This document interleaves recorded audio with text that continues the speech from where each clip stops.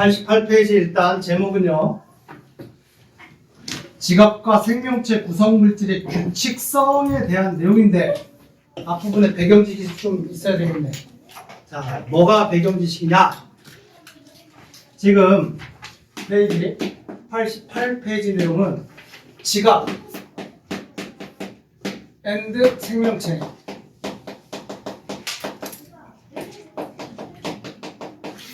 구성 물질에 대한 내용을 언급하려고 하는 거야. 그럼 배경 지식은 뭐냐? 얘들아, 모든 물질이라고 하는 거, 물질을 이루고 있는 최소 입자를 뭐라 그래? 가정작은 입자를 우리는 원자라고 얘기를 한단 말이야. 그죠? 네. 그리고 원자는 다시 뭘로 이루어져 있다라는 거 알고 있어. 원자 핵과 핵 주변을 돌고 있는 전자로 이루어져 있다는 거 알고 있고요. 핵은 다시 뭘로 이루어져 있어? 양성자와 중성자로 이루어져 있다라는 거 어느 정도는 좀 상식선으로 알고 계시죠?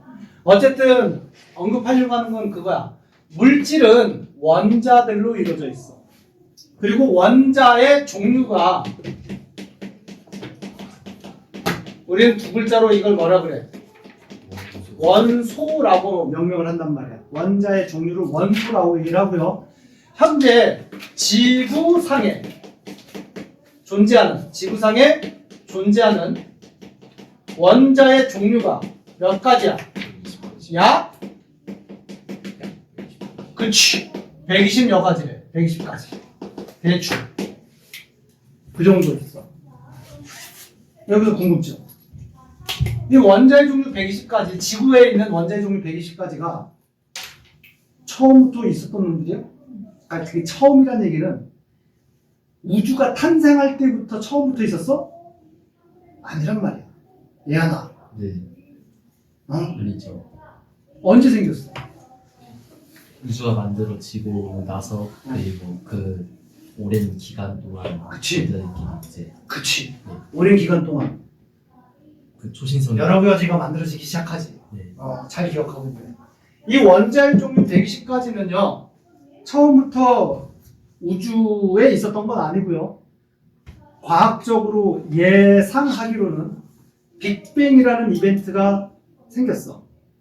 그러니까 우주 자체가 원래 없었다는 얘기지. 근데 어느 순간 우주가 탄생을 했대. 그걸 빅뱅이라고 불리어지게 되겠지. 그러면서 첫 번째 종류의 원자가 만들어져. 처음 만들어진 원자가 누구야? 수소야. 우주에서 수소가 만들어져. 그 다음에 시간이 지나면서 뭐가 만들어져? 헬륨이 만들어져. 그래서 수소와 헬륨은요, 빅뱅과 함께 맨 처음 만들어진 종류 두 가지다라고 알아두면 돼. 그래서 지금도 전체 우주에서 가장 많은 원소의 종류 두 가지는 누구야? 수소와 헬륨이야. 알겠니? 그리고 우주는 수소라는 원자 종류와 헬륨이라는 원자 종류를 만든 다음에 손 놔버려. 더 이상 안 만들어. 우주 자체는. 알겠어요? 근데 120가지. 그걸 누가 만들어? 사람이 만들어서 사람이 자연. 탄생한 지가 우주의 나이가 138억 살인데 인류가 탄생한 지 1억 년이나 돼? 안 되잖아. 나머지 수소 헬륨 빼고 나머지 원소는 누가 만들었어? 별 내부에서 만들었습니다. 그게 이제 예전에 배웠던 내용이잖아. 별의 진화 과정. 그러니까 우주가 만들어지고 우주 공간에 수소와 헬륨이 아주 많이 널브러져 있었는데 특정 공간에 수소 헬륨이 좀 모여 있는 곳이 있겠지. 전체적으로 듬성듬성 있는데 어느 공간에 수소 헬륨이 좀 모여 있어. 좀 모여 있는 곳에서 수소와 헬륨의 중력 수축에 의해서 얘네들이 뭐하기 시작해? 응축되기 시작해. 점점 응축되기 시작하면서 그 중심부에서 뭐가 만들어져? 별이 탄생을 하죠. 그래서 빅뱅 이후에 별이 만들어지고 별 내부에서, 별의 중심부에서 점점 여러 종류의 원소들이 만들어지기 시작한다. 점점 무거운 원소가 생성되기 시작해요. 그지? 수소가 뭘로 바뀌고 헬륨으로 바뀌고 헬륨이 또 더 무거운 원소 뭘로 바뀌고 뭐 질소나 탄소나 산소 이런 걸로 바뀌고 그러면서 점점 무거운 원소들이 만들어지기 시작했다는 뜻이에요. 어디서? 별의 내부에서. 알겠니? 근데 별 내부라고 하더라도 모든 원소의 종류를 다 만들어내느냐? 그건 아니야. 별 내부에서 점점 무거운 원소를 만들 수가 있는데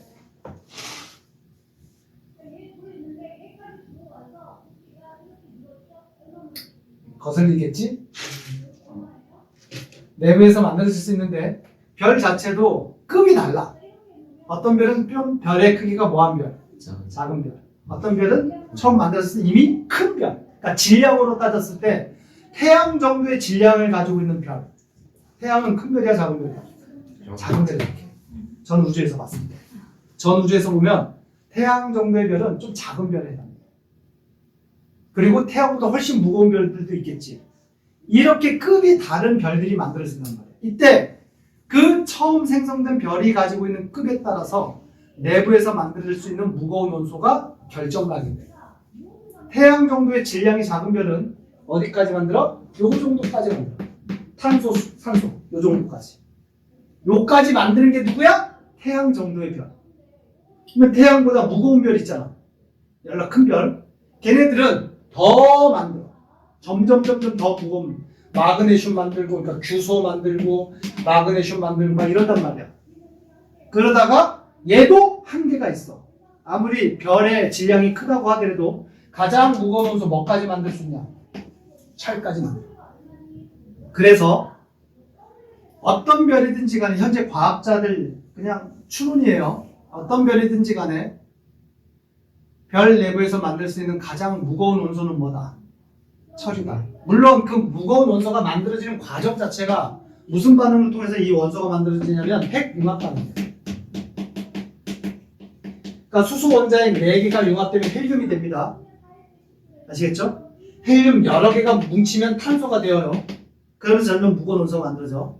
그래서 융합을 통해서 만드는데 융합을 통해서 만들 수 있는 이론적으로 가장 무거운 원소는 철이야.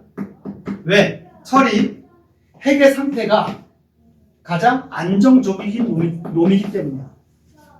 철보다 더 무거운 원소가 뭐 구리, 철보다 무거워요. 아시겠죠? 뭐 뭐 금, 또는 우라늄, 철보다 훨씬 무거운 놈들이야. 철보다 무거운 원소들은 핵 자체가 불안정해. 아시겠어요? 그래서 핵융합을 통해서 만들 수 있는 가장 무거운 원소는 가장 안정한 원소, 최종적으로 누구야? 철까지만 만들어. 그게 별 내부에서 만들 수 있는 가장 무거운 원소야. 여기까지는 이해되셨죠? 네. 아시겠죠? 근데 우리 지구에는 철까지만 있는 게 아니잖아.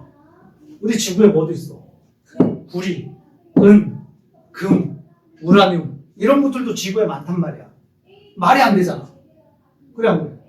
별이 아무리 열심히 만들어봐야 뭐까지만 만든다고? 철까지만 만든대. 얘네들, 지구가 가지고 있는 얘네들 도대체 어디서 왔냐? 초신성 폭발. 어디서 왔냐? 그 철까지 만들 수 있는 큰 별 있잖아. 별들은 수명이 있다고. 만들어짐이 있었으면 뭐 하는 게 있어? 죽는 경우가, 그러니까 죽음이 있어. 그걸 별의 진화 과정이라고 하는데 철까지 만들 수 있는 그 큰 별은 나중이 되면 점점 부풀어 오르게 됩니다. 그래서 크기가 어마어마하게 커져. 그러다가 나중에는 자체 그 팽창력을 이기지 못해서 자체적으로 뭐해? 빵! 터져. 그걸 초신성 폭발이라고 얘기해요. 알겠어요? 초신성 폭발할 때 엄청난 에너지가 빵! 방출되겠지. 그때 그 폭발의 에너지를 이용해서 물질도 만들어져. 그게 철보다 무거운 원소가 그때 만들어집니다. 그래서 우라늄, 금, 은 이런 것들은 언제 만들어진다? 얘네들은 초신성 폭발할 때 만들어져.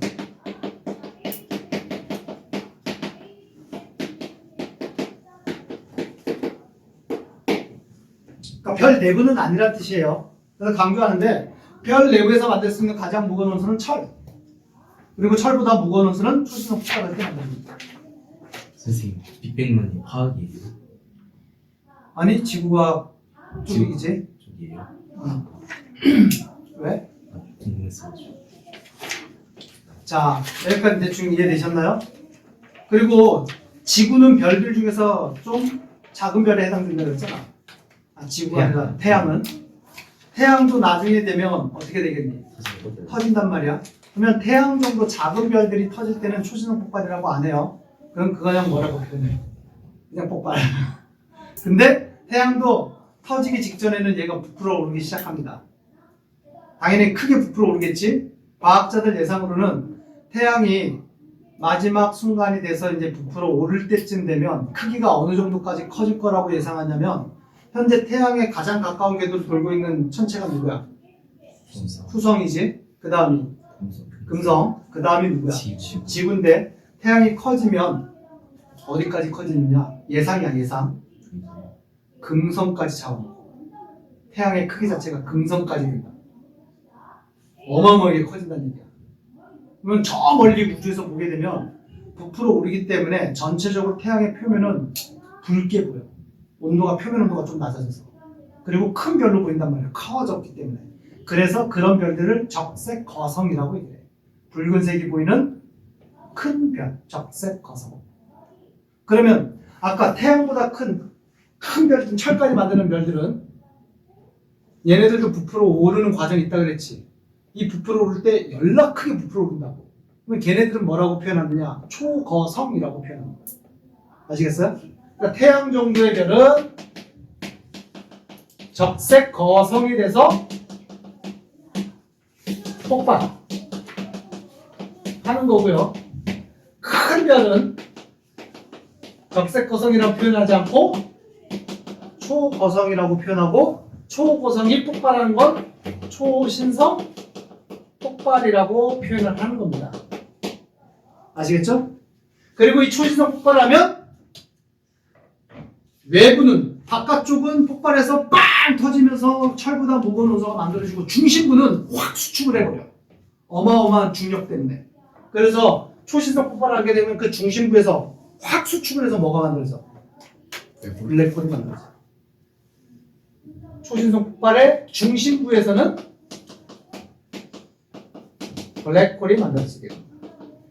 또는 작은 별이 만들어져요. 그 중성자로만 이루어져 있는 중성자 별로 만들어집니다. 중성자 별은 말 그대로 그 별을 이루고 있는 입자가 양성자도 아니고 전자도 아니고 중성자로만 이루어져 있다 그래서 중성자 별. 알겠니? 이런 과정을 통해. 그래서 지구가 가지고 있는, 현재 지구가 가지고 있는 구리, 철, 은, 구리, 은, 금, 우라늄 이런 거 언제 만들어졌다는 얘기야? 초신성 폭발에서, 우주 공간에서 수많은 초신성 폭발에 의해서 만들어진 철보다 무거운 원소들이 우주 공간에 널브러져 있다가 어느 시기가 돼서 태양계가 만들어졌겠지. 태양계가 만들어진 게 지금으로부터 한 50억 년 전이래. 태양의 나이가 50억 살이니까. 이때 그 우주 공간에 널브러져 있던 철, 금, 은 이런 것들이 모여서 뭘 이루게 됐다는 얘기야? 지구를 이루게 됐다는 뜻이야. 그러니까 지구에 이런 철보다 무거운 원소가 있다라는 걸 통해서 우리가 유추할 수 있는 건 뭐냐? 태양계가 형성하기 그 이전에 주변부에서는 여러 번의 뭐가 있었을 것이다. 초신성 폭발이 일어났을 것이다.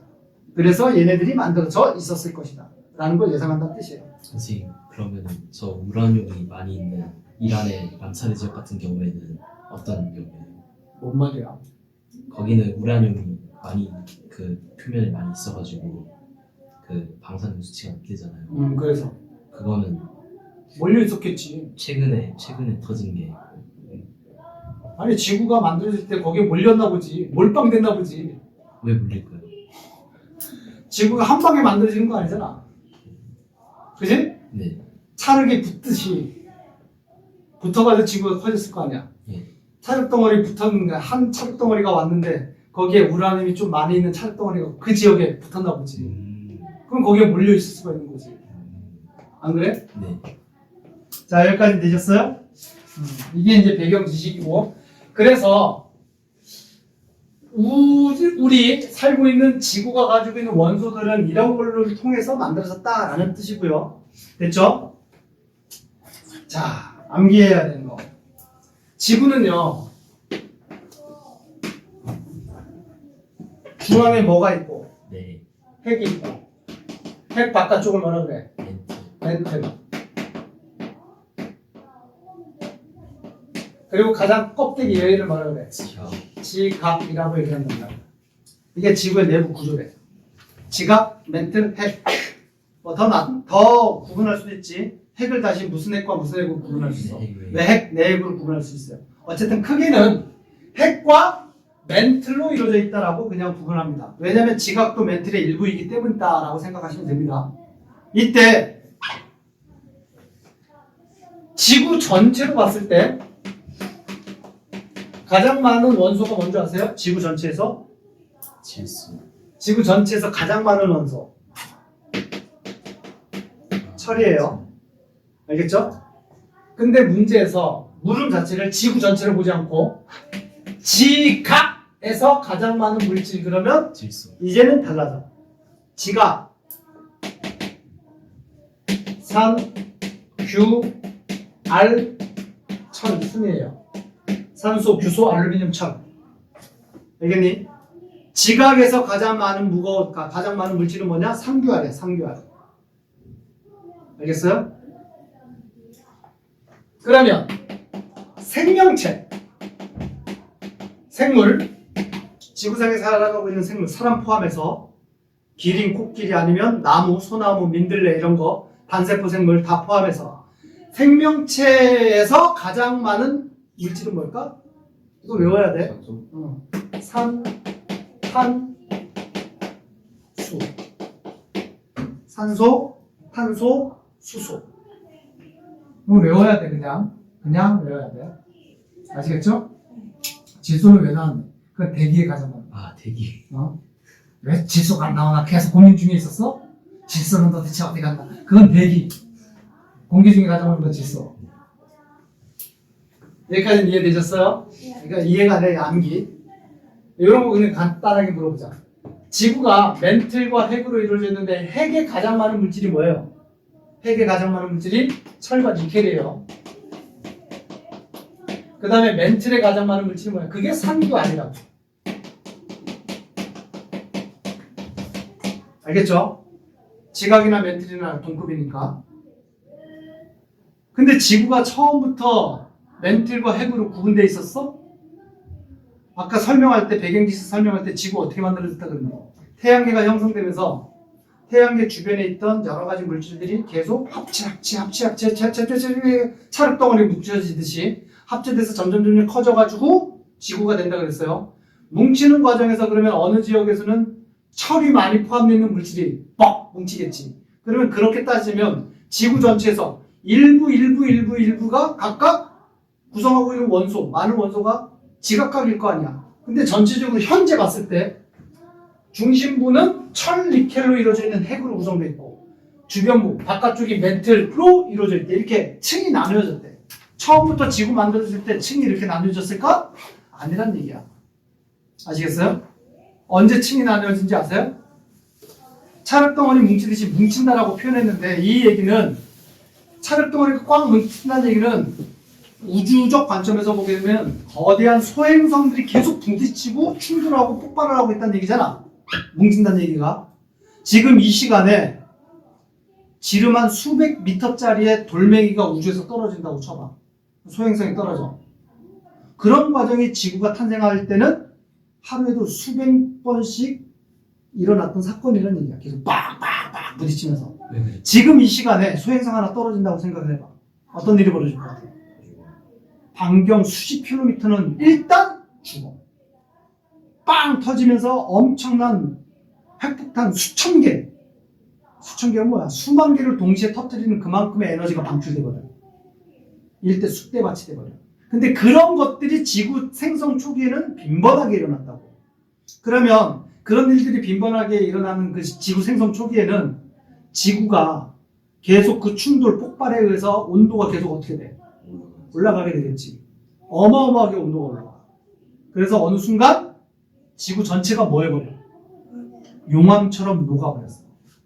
지구 전체가. 일부가 아니라 지구 전체가 액체 상태로 변한 마그마 바다 상태가 존재했을 것이다 라고 과학자들이 예상해요. 그러면 지구가 전체가 액체 상태가 됐을 때는 이제 뭔 일이 벌어질 수 있어? 전체가 액체면 중심부로 밀도가 큰 물질이 어떻게 되겠니? 가라앉게 돼. 그게 철 니켈이야. 그리고 밀도가 상대적으로 가벼운 물질들은 바깥쪽으로 떠지게 되겠지. 그게 뭘 이루게 됐다? 멘틀을 이루게 됐다. 그래서 지구가 현재처럼 멘틀과 핵이라고 하는 이렇게 층상 구조를 갖게 된 원인은 과거 지구가 생성되는 과정에서 마그마 바다 상태가 존재했었다. 지구 전체가 액체 상태로 존재했었다. 그때 층상 구조가 만들어졌다.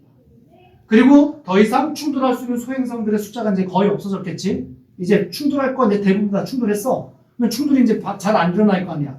그러면 서서히 지구가 어떻게 돼? 식어가게 되겠지. 그러면서 이제 제일 먼저 바깥쪽이 식었으니까 지각이 만들어지고, 식으면서 대기도 공기도 식겠지. 그러면 대기에 있는 공기가 식으면서 대기가 포함하고 있던 수증기가 냉각돼서 물이 되겠지. 엄청난 양의 비가 쏟아지게 된단 말이야. 그 물들이 낮은 곳으로 모여가지고 뭐가 돼? 바다가 된 거지.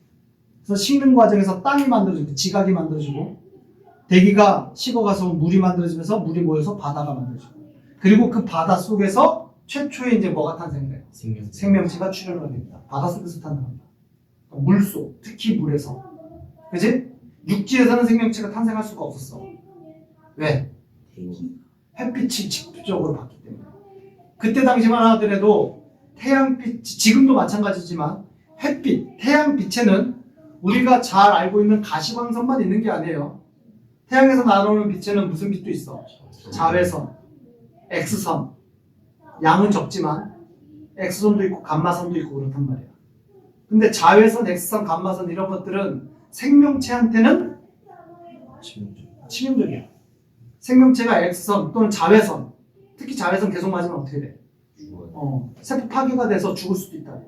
그래서 지구 생성 초기에는 자외선 이런 것들을 막을 수 있는 지구 장치가 없었어. 그러니까 우주에서 날아오는 햇빛이 그대로 들어왔을 때 육지에서 만약에 생명체가 탄생됐다고 쳐요. 그러면 육상 생물은 그 해로운 자외선을 몸으로 그냥 맞아야 되겠지. 살아갈 수가 없어, 죽어. 근데 물에서는 어떠냐? 괜찮아. 왜? 물 자체는 자외선, X선 이런 것들을 다 뭐 해버려? 물이 흡수해버려. 그래서 물 깊이 10m만 들어가잖아? 거의 자외선 0%. 그러니까 물속이 안전한 지대였다는 뜻이야. 그래서 물에서 생명체가 탄생했을 것이다. 알겠지? 그렇다는 얘기야. 그래서 생명체 탄생을 해서 생명체를 이루고 있는 가장 많은 물질이 산소, 탄소, 수소 이런 거다라는 뜻입니다. 암기. 근데 여기서 오늘 배울 내용은 많지 않아요. 오늘은 진짜 규칙성에 대해서 배운대. 특히 뭐가 규칙성이냐? 지각이나 생명체에서 가장 많은 물질은 뭐다? 산소다. 여기서 가장 많다는 뜻은 뭐가 많은데요? 질량의 비율로서 많다는 뜻이에요. 질량비로 산소가 가장 많다. 두 번째로 많은 게 누구야? 규소 또는 누구야? 탄소. 얘들아, 규소와 탄소의 공통점 알고 계신가요? 그게 오늘 수업할 내용의 포인트야. 규소와 탄소의 공통점 뭘까? 결합 뭐? 약간 정육각형이나 규소, 탄소가 정육각형? 탄소는 규칙적으로 어떤 모양을 그리면서 자, 여기서 원소 주기율을 빨리 써. 1번부터 20번까지. 그러면 규소와 탄소의 공통점이 좋을 거야. 주기는 안 같아. 14로 그러니까 뭐라 했지? 주기 말고 뭐?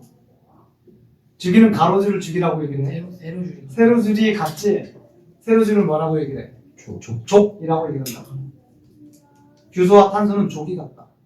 몇 조 원소야? 14조 원소야.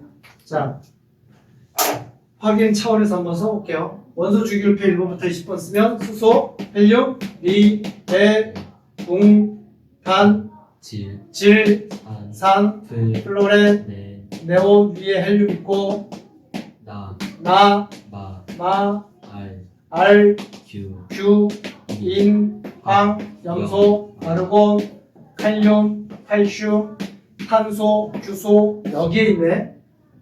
그지? 이게 공통점이다. 몇 조 원소다? 14조 원소.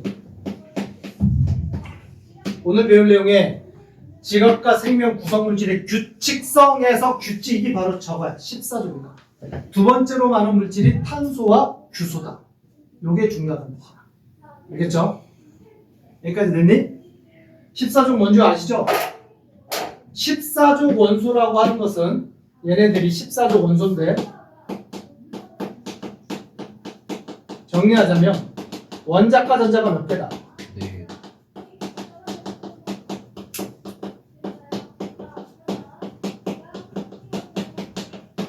원자과 전자가 4개다. 그래서 얘네들이 화학적으로 안정해지려면 네 개. 몇 개의 전자를 채우면 된다. 네 개. 4개의 전자를 더 채우면 되겠지. 얘네들이 14족 원소는 옥텟 규칙을 만족하기 위해서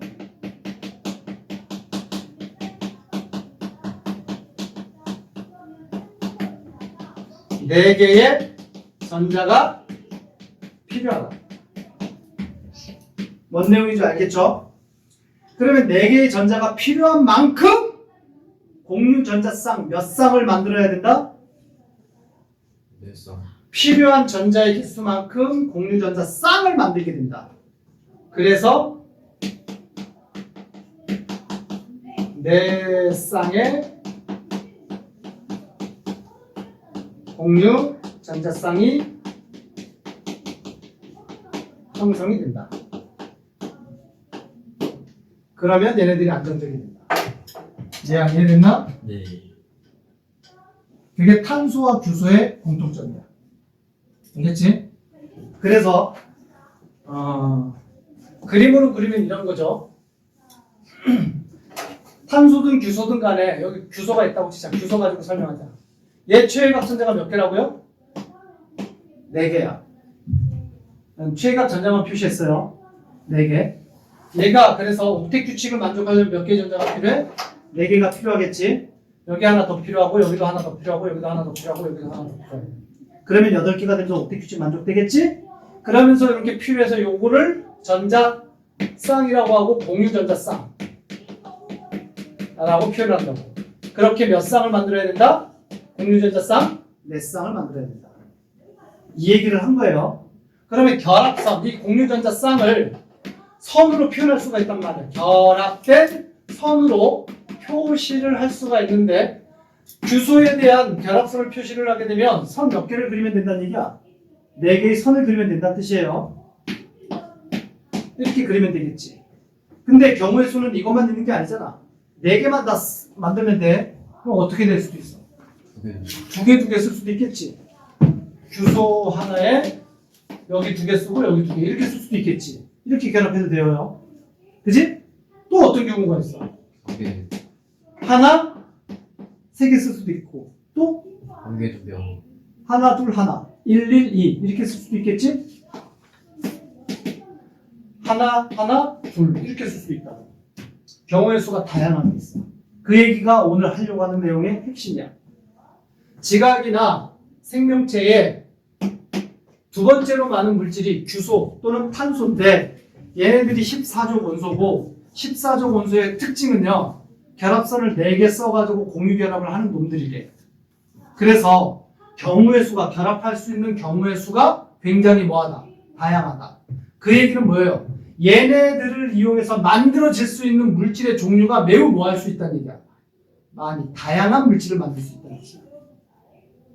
이해됐니? 무슨 이해돼? 자, 그 중에서 일단 지각의 구성 물질 88페이지 지각을 구성하는 물질 중에서 이제 뭘 얘기를 하느냐?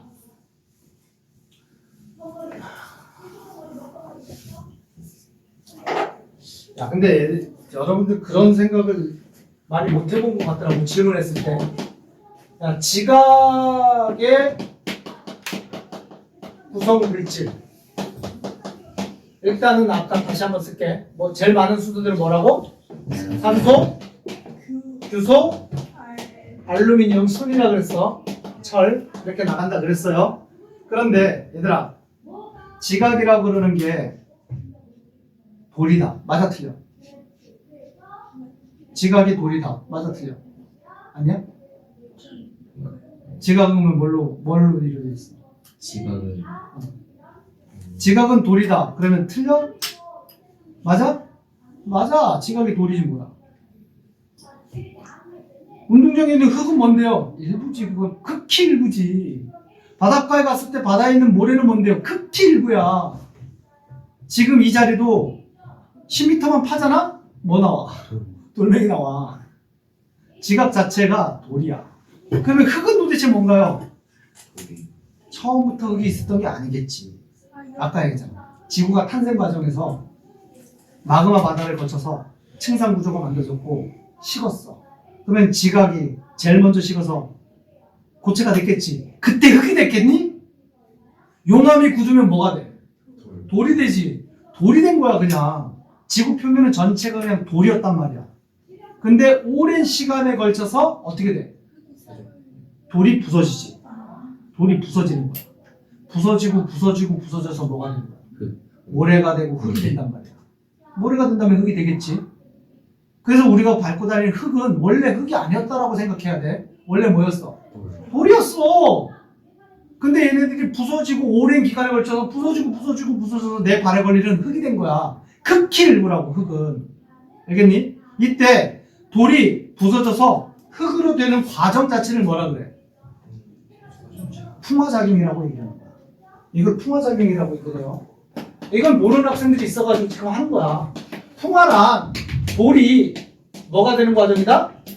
흙으로 변하는 과정이야. 이 과정에서 뭐가 영향을 미쳐? 바람과 물과 그지?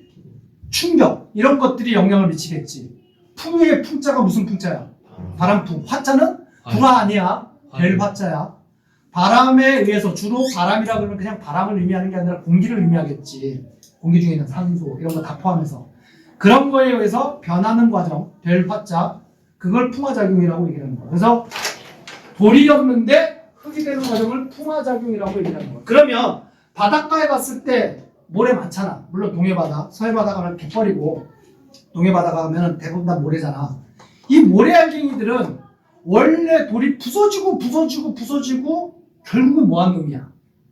남은 놈이란 말이야. 그러면 바닷가에 있는 그 모래 알갱이는 풍화작용에 강한 놈이라는 얘기야? 약한 놈이라는 얘기야? 강한 놈이라는 얘기야. 살아남은 놈이거든. 약한 놈이었으면 벌써 흙으로 돼가지고 모래가 안 됐을까? 모래는 알갱이로 남아있단 말이야. 그러니까 바닷가에 있는 모래는 풍화작용에 굉장히 뭐한 물질이다? 강한 물질이야. 선생님 근데 그 모래는 다 만에만 있잖아요. 근데 고세는 없어요. 고세는 침식작용을 활발하니까. 만은 퇴적작용을 활발해서. 곳에서 침식돼서 만에 쌓이는 거야. 알겠어? 자, 이걸 이제 풍화작용이라고 얘기를 해요. 내가 뭔 얘기를 하려고 그러느냐. 우리가 걸어다니다가 발에다가 채이는 게 돌이란 말이야. 물론 선생님 저는 걸어다니다가 돌 채인 적이 없는데요. 그치, 산에 가봐. 걸리적거리는 게 다 뭐야? 돌이겠지. 그래서 그 얘기를 하려고 그러는 거야. 지구상의 지각에 대부분의 돌의 주 성분이 누구냐? 얘네들로 이루어져 있다는 얘기야. 지금 지각에 가장 많은 물질이 산소, 규소, 알루미늄, 철이라고 그랬지? 그러면 지각에 있는 돌멩이, 지각 자체는 돌이라고 생각하면 되고요. 돌의 주성분은 뭐라는 얘기야? 산소, 규소라는 얘기야. 물론 대부분이라고 그랬지 100%라고 얘기를 안 했어요. 80% 이상이 다 산소, 규소로 이루어져 있는 물질이야. 그게 뭐냐? 규산염 광물이라고 얘기해. 규산염 광물. 규소와 뭘로 이루어져 있다는 얘기야? 산소로 이루어져 있다. 염이란 얘기는 뭉쳐졌다 이런 뜻이에요. 그래서 규소, 산소로 이루어져 있는 광물. 화학식으로는 SiO4 4- 얘가 규산염 광물이야. SiO4 4- 알겠니? 걸어다니다가 발로 채이는 돌멩이 웬만하면 그 안에는 뭐가 있다? 규산염 광물이 포함되어 있다. 시멘트 얘기를 하는 거 아니야. 시멘트는 규산염 광물 아니에요. 아시겠어요? 시멘트, 콘크리트 이런 거는 주 성분이 뭔지 아세요? 석회석이야. 석회석은 탄산칼슘이고 그래서 시멘트, 석회석 얘는 CaCO3란 말이야. 여기 규산염이 없잖아. 얘는 아니야. 자연에 존재하는 돌덩어리들 있잖아. 알겠어요? 화강암 들어본 적 있어 없어? 있어요. 현무암 들어본 적 있어 없어? 이런 것들의 주성분이 뭐라는 얘기야? 규산염이라고. 심층암도요. 심층하면 밑에 있는 돌을 얘기하는 거지 돌멩이 이름을 얘기하는 게 아니잖아. 걔도 규산염 광물. 알겠어요? SiO4 사마이나라 일단 이 규산염 광물의 이 표시는요. 사마이나 무슨 뜻이야? 음이온이란 뜻이지. 몇가 음이온? 말 그대로 사 마이너스 사가 음이온이라는 뜻이고요. SiO4가 규산염 광물의 구조를 나타내는 거겠지. 그러면 SiO4 규산염 광물은 규소 원자 몇 개와 하나와 산소 원자 몇 개가 결합돼 있다. 4개. 4개가 결합돼 있다. 규소는 14조 원소유라 그랬어요. 그래서 결합선 몇 개 쓸 수 있는 놈이란 얘기야. 4개를 쓸 수가 있어. 그러니까 규산염 광물을 그림으로 그리면 중심 원자에 규소가 있고 공유결합, 공유결합, 공유결합, 공유결합. 여기에 산소, 산소, 산소, 산소가 결합돼 있고. 아시겠어요? 그리고 산소는 원래 결합선 몇 개 쓰는 놈이니? 2개 써야 돼. 16조 원소라서. 근데 저거 그림을 보면 지금 산소가 결합선 몇 개 썼어? 4개. 하나 썼잖아. 무슨 4개야? 산소가 결합선 하나 썼잖아. 규소는 결합선 4개 쓴 거 맞지? 산소는 원래 결합선 몇 개 쓰는 놈이라고? 2개 쓰는데 하나만 썼잖아. 왜 하나 어디 갔느냐? 어디 간 건 아니고 얘가 주변에 도달하는 전자 하나를 어디서 뺏어왔어.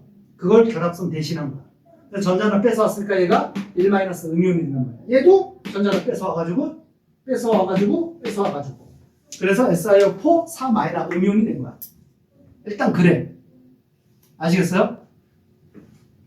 그래서 이게 규산염 광물의 기본적인 모양인데 전체적으로는 입체 구조를 가지고 있어요. 입체 구조.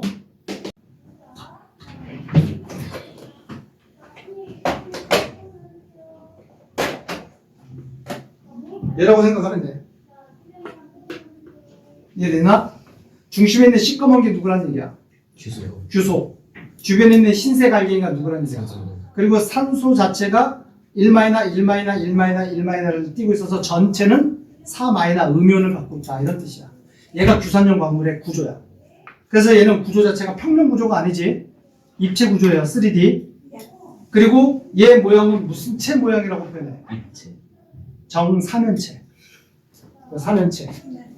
아시겠어요? 한 면, 두 면, 세 면, 네 면. 정사면체 또는 삼각뿔이라고 얘기를 하고 싶을 때도 있는데 삼각뿔이라고 해도 틀린 건 아니지만 정확한 명칭은 정사면체라고 얘기한다. 아시겠어요? 이게 규산염 광물이야.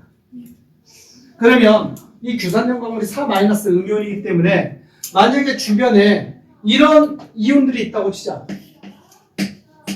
이런 이온들이 있다고 치자. 그러면 얘하고 규산염 광물이 결합할까 안 할까? 결합하겠니 안 하겠니? 하겠지. 얘 음이온, 얘는 무슨 이온? 양이온. 그럼 양. 전기적인 인력에 의해서 결합할 수가 있겠지. 이해되죠? 근데 비율상 칼슘 2 플러스 이온 몇 개와 규산염 광물 몇 개가 결합해야 되겠니? 왜요? 쟤 2개 필요하겠지. 왜냐면 얘 자체가 4-인데 얘는 급을 맞추려면 4 플러스가 돼야 될 거 아니야. 하나가 2 플러스니까 이런 거 몇 개 필요해? 2개가 필요하겠지? 그렇게 결합해서 만들어진 게 돌덩어리라는 얘기야. 아시겠어요? 또는 뭐 칼슘만 결합할 수 있어? 아니지. 모두 결합할 수 있어. 일가 양이온인 나트륨 얘도 결합할 수 있겠지. Na+. 근데 얘가 결합하려면 몇 개가 필요하겠니? 네. 얘가 필요하겠지. 어쨌든 이렇게 결합할 수도 있고. 이해됐니 안 됐니? 이게 규산염 광물에 대한 내용이에요. 일단은 여기까지 되셨어요? 그리고 이 자체 하나가 이렇게 존재를 하고 있다. 독립형 구조라고 표현한다. 얘를 홀로 이렇게 있어. 그러니까 주변에 또 다른 규산염 광물하고 결합하지 않고 얘 하나에 아까처럼 칼슘 플러스 이온 얘네들이 결합돼 있어. 어쨌든 규산염 광물 하나에 다른 이온, 양이온들이 결합돼 있어. 그러면 그걸 독립형 구조라고 얘기하는 거야. 아시겠어요?